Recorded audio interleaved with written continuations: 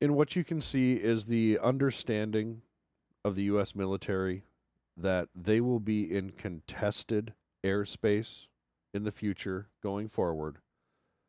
Innovations to supply our forces continue to come out, such as this.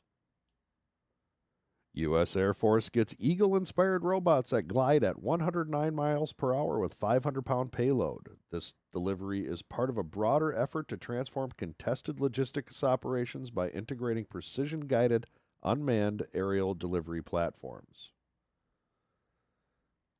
Back in World War II, if you remember, there would drop, for example, the best example of this might be the German invasion of Crete.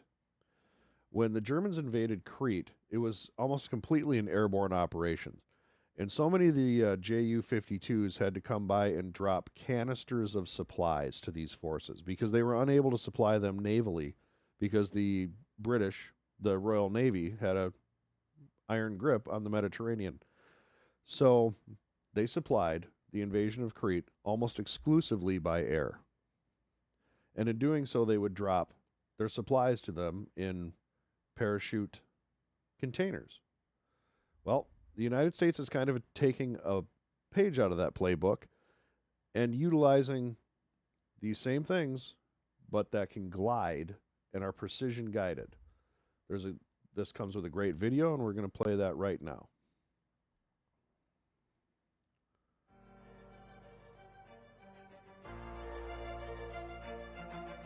Driven by a warfighter request for standoff cargo delivery, Grasshopper is the Air Force Research Laboratory's low-cost answer for delivering cargo where other aircraft cannot.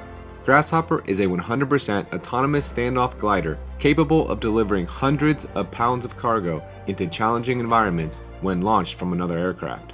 It leverages low-cost manufacturing techniques to keep production costs at about $40,000 per vehicle to provide an asymmetric capability for cargo delivery. AFRL's Aerospace Systems Directorate test data for small turbine engines was used to assist in engine selection. After engine selection, the Directorate was able to provide 2 small turbine engines to the builder for fitment and bench testing. Grasshopper rapidly transitioned from a research effort to a fielded capability due to close cooperation between AFRL, the builder, and its users. AFRL's Center for Rapid Innovation received requirements in November of 2020 and quickly responded with the first operational flight test of Grasshopper in October of 2021, Dugway Proving Ground, Utah. The close interaction between AFRL and the users allowed for immediate customer feedback, rapid flight evaluations, and real-world employment of the Grasshopper. After the glider was successfully tested and operationally deployed, multiple customers requested increased range, leading to the development of Dragonfly. I hope everybody caught that part there. This has already been operationally deployed. This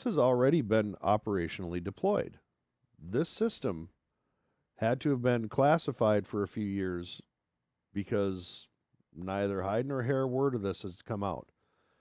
And that's good to hear. A turbine-powered variant of the proven Grasshopper airframe. The Dragonfly research, development, test, and evaluation effort is currently underway.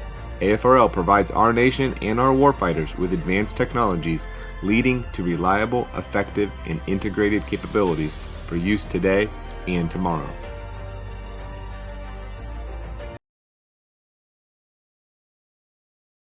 Again, I think it's worth noting that this was operationally deployed.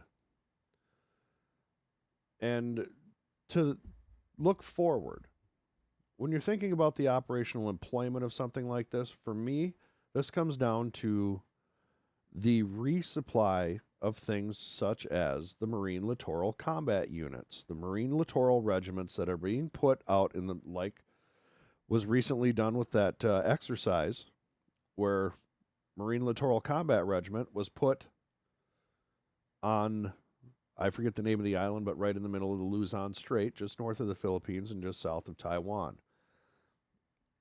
The Chinese sent an aircraft carrier into the Philippine Sea and probably observed that. In the United States, I'm sure observed that because we sent over an aircraft carrier immediately thereafter.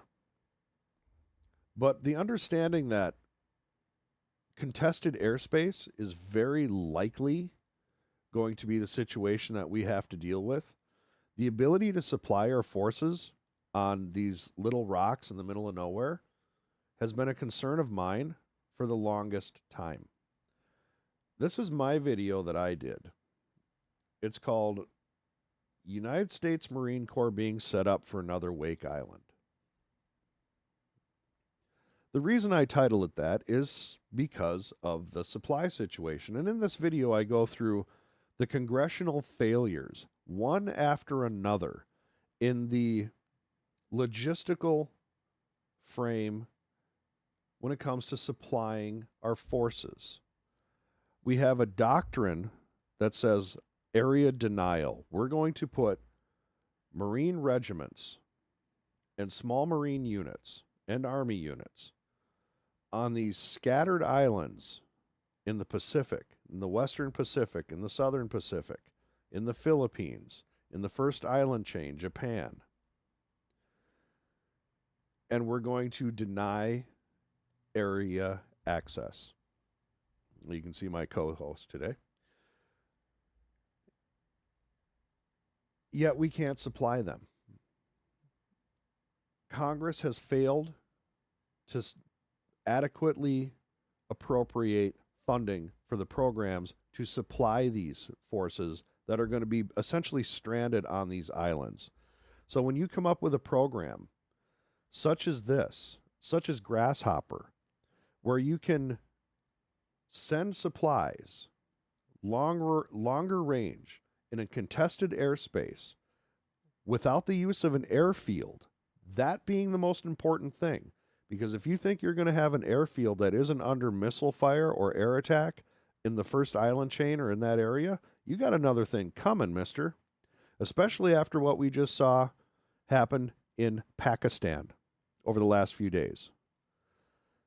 And I'm going to be doing a very in-depth video on that. But what I will say is that the performance of the Pakistani Air Force with those Chinese...